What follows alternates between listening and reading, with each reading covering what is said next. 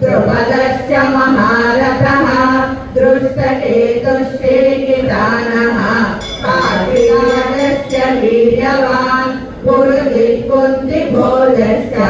शैव्यश्च नरपुङ्गवः युधामन्युश्च विक्रान्तः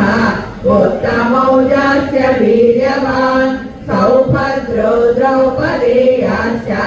सर्व एव महारथाः